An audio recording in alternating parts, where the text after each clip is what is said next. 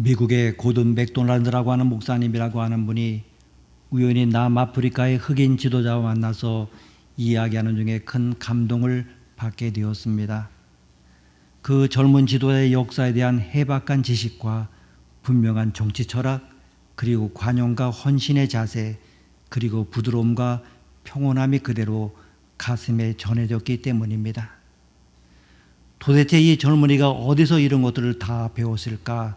그렇게 궁금하게 생각한 목사님은 아마도 특별한 엘리트 교육을 받았거나 하버드나 옥스퍼드 혹은 소르본느 같은 세계 인류대학에서 공부했을 것이다, 이렇게 생각하고 질문을 했습니다.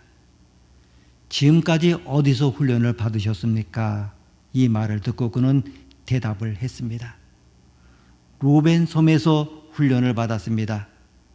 아니, 로벤섬이라고 하면 백인들이 흑인 지도자들을 납치에다가 중노동을 시키는 악명 높은 솜이 아닙니까? 넬슨 만델라가 20년 동안 수용되었던 바로 그곳이 아닙니까? 그렇습니다. 나는 그곳에서 5년간 있었습니다. 그럼 거기서 어떠한 훈련을 받았다는 말입니까? 낮에는 강제 노동에 시달리고 감시의 총불에 가슴을 떨며 인격은 박탈을 당하고 채찍을 맞았습니다. 줌과 같은 낮이 지나면 밤에 우리들은 모여 앉아서 흑인들의 꿈과 역사를 배우고 존경 많은 어른들로부터 인류애와 동족애를 배우고 정치의 목적과 헌신이 무엇이고 사랑의 필요성에 대해서 배웠습니다. 그럼 그 중에서 가장 귀한 교육이 무엇이었습니까? 용서를 배웠습니다. 처음에는 백인은 다 잡아 죽여버리고 싶었습니다.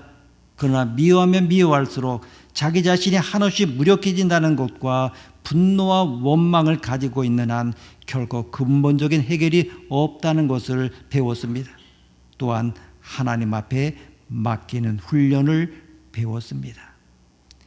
이 말을 들으면서 목사님은 정말 나도 이 사람처럼 되고 싶은 마음이 강렬하게 일어났습니다. 내가 5년을 감옥에 갇혀서 이 사람처럼 될 수만 있다고 하면 그 기간을 기꺼이 지불하고 싶은 마음이 들었습니다.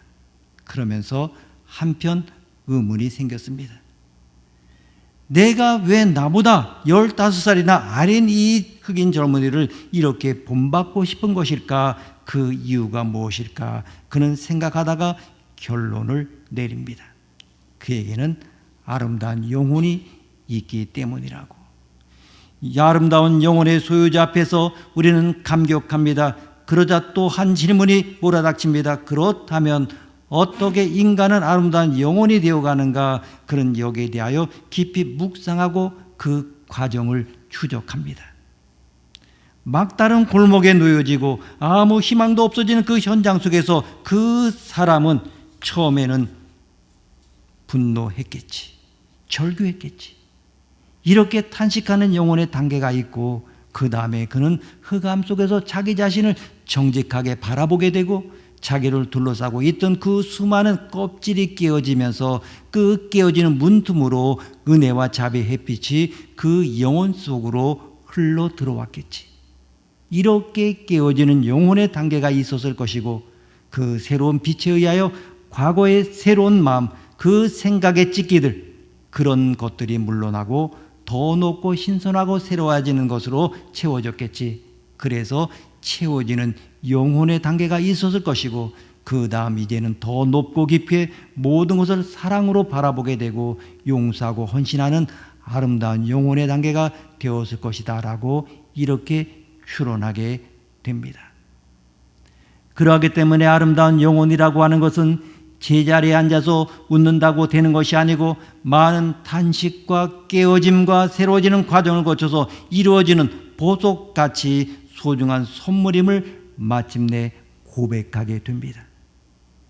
한 사람이 이렇게 아름다운 영혼으로 변해가는 것은 결코 쉬운 일이 아닙니다. 요셉은 애굽에 억울하게 노예로 되어왔고 보디발의 집에 끌려갔습니다만 거기서 자기의 최선을 다해서 소유를 위임받는 청지기가 됩니다. 그 후에 유혹이 왔습니다마는 그 유혹 앞에 흔들리지 않고 꿋꿋하게 자기의 정절을 유지했습니다. 그런데 결과는 무엇입니까? 모함을 받아서 감옥에 갇히는 신세가 되었던 것입니다. 이제 감옥에 갇힌 요셉, 실망과 분노 때문에 몸부림칩니다. 그리고 미래에 대한 두려움으로 몸서리를 칩니다. 그리고 낙담합니다. 이러한 세월이 흘러갑니다. 그러나 이렇게 해서 문제가 해결되지 않는다는 것 그도 압니다. 그리고 지금까지 하나님이 그를 인도해 왔음을 깨달으면서 그런 마음을 고쳐 먹습니다. 태도를 바꾸고 그 속에서 적응하기로 결단을 합니다. 그래서 그 속에서 사랑받는 자가 되었습니다. 오늘 본문을 보게 되면 그때 두 사람의 새로운 손님이 감옥에 들어오게 됩니다. 애굽 왕 바로의 장관직에 있던 두 사람, 즉 술 맡은 관원장과 떡 굽는 관원장이 들어온 것입니다. 옛날의 왕들을 보게 되면 독재자이기 때문에 언제나 억울한 사람들이 많았고, 그러므로 왕을 시해하려던 사람은 언제나 있었던 것입니다. 가장 간단한 방법이 무엇입니까? 음식을 통하여 독살하는 것입니다. 그러므로 옛날의 제왕들에게 있어서는 안전한 음식이란 너무나 소중했던 것이고, 그리고 음식을 만들고 술을 만드는 사람들은 그의 가장 측근의 신복들이었습니다. 그리고 그 사람들은 엄청난 권세를 누렸던 것입니다.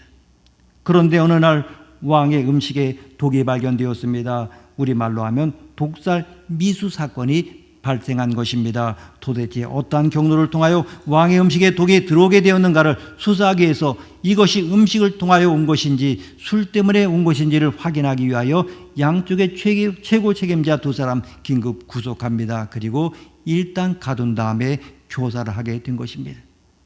그러나 아직 최종 판결이 나오지 않았기 때문에 고위 관리를 예우해서 애굽의 요셉으로 하여금 두 사람을 시중들게 하였습니다. 새로운 마음으로 감옥에서 적응하는 요셉의 생활 태도가 어떠했는가 오늘 본문에 나옵니다. 4절 말씀 함께 읽습니다. 4절입니다. 친위 대장이 요셉에게 그들을 수종들게 하며 요셉이 그들을 섬겼더라. 그들이 갇힌 지 여러 날이라. 아멘. 요셉은 그곳에서 섬기는 사명을 부여받았습니다. 그런데 그가 어떤 자세로 섬겼는가 하는 것이 7절에 나타납니다. 7절 말씀 함께 읽습니다. 요셉이 그 주인의 집에 자기와 함께 갇힌 바로의 신하들에게 묻되 어찌하여 오늘 당신들의 얼굴에 근심의 빛이 있나이까. 아멘. 지금 요셉 보게 되면 노예고 앞날이 불투명한 죄인입니다. 자기 코가 석자요, 지금 남생할 여유가 없을 때입니다. 적어도 이 사람들은 장관급이요 출세한 사람들이란 말입니다. 지금 누가 누구를 걱정하는 것입니까? 그리고 그들에게 근심이 있으면 있고 없으면 없는 것이지 나하고는 무슨 상관이 있습니까? 요셉은 그렇지 않습니다. 자기가 섬기는 사람의 얼굴빛의 예민한 변화에도 주의를 기울였고, 그것을 아는 순간 어떻게 도와드릴까를 묻는 철저히 자기 자신의 임무에 충실한 모습을 보여주고 있습니다. 마음을 열고 도우려고 하는 이 사람의 마음에 감동이 되어서 이 두 사람이 대답합니다. 우리가 꿈을 꾸었다. 그런데 뭔가 징조가 있는 것 같은데 해석할 길이 없구나. 그때 요셉이 하는 말이 무엇입니까? 8절 말씀입니다. 8절 함께 읽습니다. 그들이 그에게 이르되 우리가 꿈을 꾸었으나 이를 해석할 자가 없도다. 요셉이 그들에게 이르되 해석은 하나님께 있지 아니하니까 청하건대 내게 이르소서. 아멘. 해석은 하나님께 있습니다. 요셉 자신이 하나님을 기억하고 있습니다. 그리고 하나님을 모르는 사람에게 하나님을 전하고 있습니다. 바로 지금 가르치고 있는 것입니다. 다시 말하면 자기의 능력과 재능을 다하여 일하며 하나님을 기억하고 하나님을 전하는 생활을 하고 있는 것입니다. 그 꿈 이야기를 듣고 요셉은 꿈을 해석해 줍니다. 한 사람은 3일 후에 복권되어서 출세의 가도를 계속 달릴 것이고 한 사람은 사형당해 죽을 것이라고. 이제 우리가 생각할 것은 요셉에게 왜 이 꿈의 해몽이 사건이 필요했는가 하는 것입니다. 아니 장관 두 사람의 3일 후에 죽던 출세하던 요셉에게 무슨 상관이 있습니까? 왜 이 사건이 꼭 있어야 된다는 말입니까? 요셉은 노예가 되어가자고 여기서 살아가는 동안 너무 삶이 고되어서 하나님이 그에게 주신 약속과 꿈을 철저하게 잊어버리게 됩니다. 꿈을 잃어버린 사람이 되어가고 있습니다. 그때 꿈꾸는 사건을 통하여 하나님이 그의 약속하신 꿈을 다시 기억하고 소망을 갖는 그러한 계기가 됩니다. 나에게도 꿈이 있었지? 하나님께 주신 그 약속이 있었다고 하는 그것을 다시 리마인드 하는 것입니다. 또한 어려운 꿈을 해석해주는 능력을 발휘하면서 하나님이 오늘 나와 함께 하시고 나를 돕고 계시다는 사실을 구체적으로 경험하게 됩니다. 한마디로 감옥에 있지만은 하나님의 계심을 확실하게 믿고 꿈을 잃지 않도록 하려는 하나님의 사랑의 배려가 이 꿈 사건을 통하여 나타나는 것입니다. 더 나아가서 그의 미래를 위한 중요한 모멘트를 하나님은 만들고 계셨던 것입니다. 요즘 사람들도 꿈을 꾸고 있는 줄 압니다마는 요즘 꿈하고 옛날 꿈을 비교하면 안 됩니다. 옛날 꿈은 계시적인 꿈입니다. 최고의 계시적인 수단이 꿈입니다. 왜냐하면 기록된 말씀이 없었던 시대입니다. 그러하기 때문에 경건한 자들의 꿈이라고 하는 것은 아주 유의미했던 것입니다. 그러나 여러분, 이제는 그렇지가 않습니다. 계시된 말씀이 충분하기 때문에 요즘은 꿈이 그렇게 가치 있게 여겨지지 않습니다. 자다가 개꿈을 꾸고서 이상하다, 신령하다 이럴 것 없습니다. 대충하고 정모하면 기도하면 됩니다. 가장 정확한 계시는 하나님 말씀이지 꿈이 아닙니다. 그러니까 요즘 말로 하면 어떠한 경우라 할지라도 하나님 말씀을 꼭 붙들고 소망을 잃지 말아야 한다고 하는 것을 하나님의 의도가 이 사건 속에 바로 들어있는 것입니다. 그러면 요셉은 왜 죄도 없으면서 감옥에 들어갔는가? 하나님이 실수하신 것인가? 아닙니다. 하나님은 실수가 없으십니다. 이유가 있는 것입니다. 요셉은 지금 겉으로 볼 때는 범죄 사실이 하나도 없이 완벽한 것입니다. 그는 주어진 일에 최선을 다하고 있고 입으로 하나님을 부르고 다른 사람에게 하나님을 가르치고 있습니다. 이것보다 더 완벽한 것 있겠습니까? 그러나 그 속에서도 더 큰 일을 위하여 더 큰 존재로 쓰임받기 위하여 변화되어야 되고 깨어져야 할 것이 있는 것입니다. 그것은 술 맡은 관원장에게 자기 악기를 부탁하는 말 속에 나옵니다. 14절 15절 말씀 우리가 함께 읽겠습니다. 14절 15절입니다. 당신이 잘 되시거든 나를 생각하고 내게 은혜를 베풀어서 내 사정을 바로에게 아뢰어 이 집에서 나를 건져주소서. 나는 히브리 땅에서 끌려온 자여 여기서도 옥에 갇힐 일을 행하지 아니하였나이다. 아멘. 14절의 첫 단어와 그 단어를 한번 이어보십시오. 당신이 나를 건져주소서가 됩니다. 그것은 무슨 말입니까? 사람을 의지하는 마음입니다. 지금 요셉은 하나님을 믿고 있고 하나님을 의지한다고 말합니다마는 고난이 연속되어지고 힘들어지면서 하나님만 가지고는 안 되겠다는 생각이 가슴속에서 지금 피어오르고 있는 것입니다. 이래 가지고는 안 되지. 좀 더 힘 있는 사람, 능력 있는 사람, 권세 있는 사람을 붙잡아야지. 이게 더 효과적이 아니겠는가. 사람을 의지하고 싶은 마음 겉으로는 없습니다. 하지만 깊은 이 마음 속에는 그 마음이 부글부글 끓고 있는 것입니다. 15절에 보면 나는 히브리 땅에서 끌려온 자요. 나는 여기에 끌려온 것입니다. 내가 원해서 온 것이 아닙니다. 나를 끌고 가게 한 사람들이 있습니다. 내 꿈과 행복을 무참하게 짓밟은 사람들이 있습니다. 끌려오도록 만든 나를 이렇게 만든 사람들이 있다고 하는 것입니다. 잊을 수 없다는 것입니다. 지금 분노와 원망이 깊은 곳에 깔려 있습니다. 또한 여기서도 나는 옥에 갇힐 일은 하지 아니하였나이다 그랬습니다. 무슨 이야기입니까? 나는 결백합니다. 아무 죄도 없습니다. 죄가 없다고 자신만만해합니다. 그러므로 이 일은 부당한 것입니다. 나는 결코 여기 이 처지에 있어야 할 사람이 아닌 것입니다. 이렇게 주장하는 것입니다. 지금 자기 의에 빠져 있는 것입니다. 쉽게 드러나지는 않고 겉으로는 알 수 없지만 요셉의 마음 깊은 곳에는 사람을 의지하고 싶고 나를 끌고 와서 이렇게 만든 사람들에게 대한 분노가 시퍼렇게 살아 있습니다. 나는 잘못이 하나도 없다고 하는 자기 의에 집착하고 있는 것입니다. 그런데 이 말을 하고 나서 그는 2년 동안 더 감옥살이를 합니다. 왜 그렇습니까? 2년 동안 이런 것들이 뽑아져야 하기 때문입니다. 그가 마지막으로 술 맡은 관원장에 부탁합니다. 당신이 잘 되시거든 나를 생각해서 이곳에서 빼주세요. 여러분, 그 결과가 무엇인지 아십니까? 23절 말씀 보게 되면 술 맡은 관원장이 요셉을 기억지 않고 그를 잊었더라입니다. 사람을 향한 마지막 기대가 처절하게 부서집니다. 요셉은 잊혀진 사람이 되었습니다. 여러분, 인생에서 가장 견디기 힘든 것이 무엇입니까? 잊혀진 사람이 되는 것입니다. 그래서 우리는 잊혀지지 않으려고 얼마나 몸부림을 치고 있습니까? 그리고 세월이 가면서 그는 고백하는 것입니다. 하나님 한 분 외에는 내 인생을 인도할 분은 정말로 없다. 하나님 한 분 외에는 내 인생을 인도할 분은 정말로 한 분도 없다.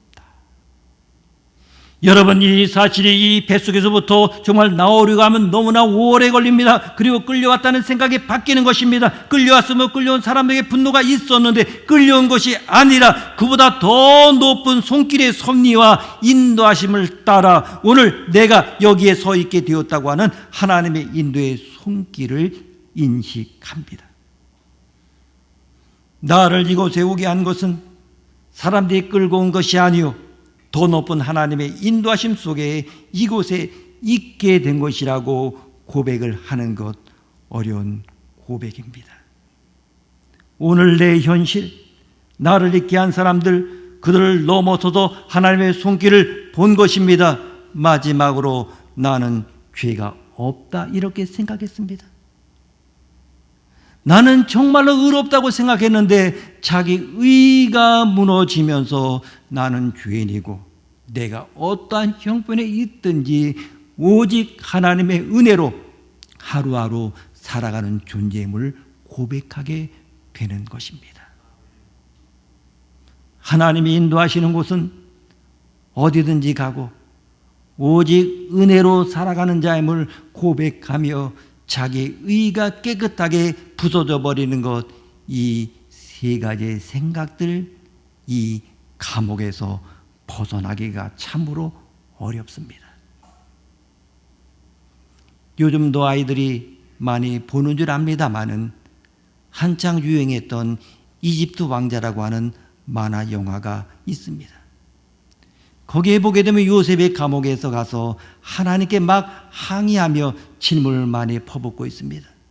낙심도 하고 원망도 하고 세월이 흘러가면서 이제 마지막 단계에 이르러서는 그가 이렇게 감옥에서 노래를 부릅니다.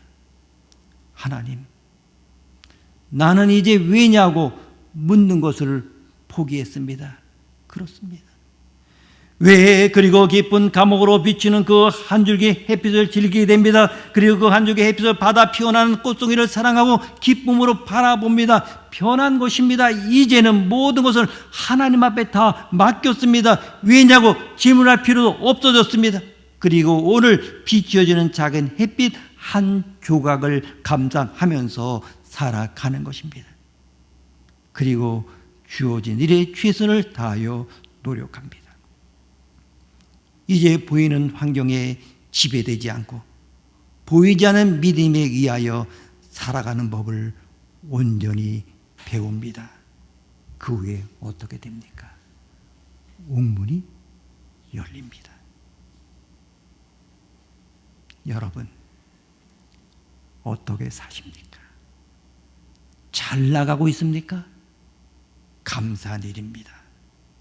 감옥과 같이 어려운 일, 분노하는 일, 원망하는 일, 옥죄는 일 속에 있다면 잘 생각을 해야 됩니다.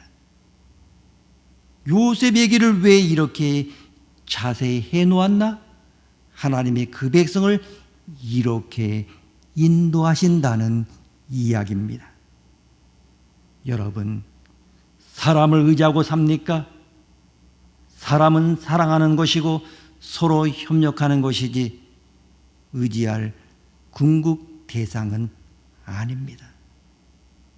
사람을 너무 의지하지 마시고 원망하고 분노하지 마십시오.